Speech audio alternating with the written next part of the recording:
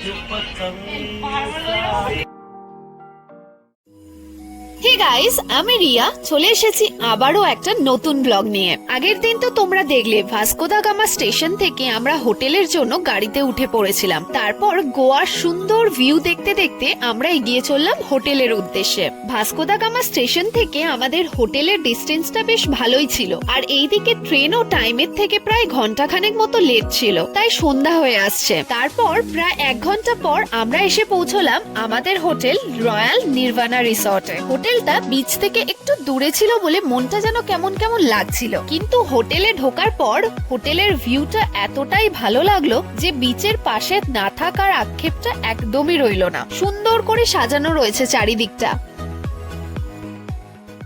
তারপর চলে এলাম রুমে। চলো তোমাদের রুম ট্যুরটা শেয়ার করে দিই। যাওয়া যাক।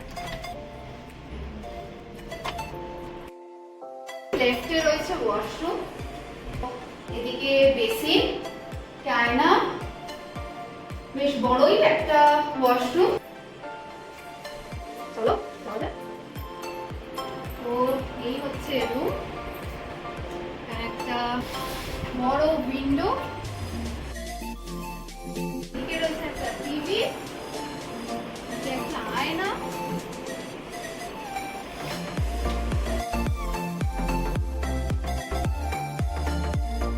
এখানেও একটা চেয়ার টেবিল রয়েছে।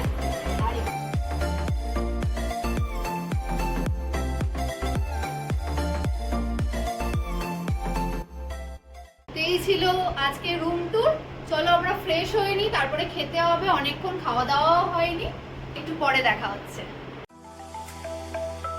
আজ একটা সেলিব্রেশন হবে। আজ রাত 12টার পর রিনি আর ভাস্কর দার ফার্স্ট অ্যানিভার্সারি, তাই কিছু তো একটা সেলিব্রেশন হবেই। এই ভেবে ওদের জন্য একটা কেক আনা হয়েছিল। তারপর রাত 12টা বাজতেই সেলিব্রেশন শুরু।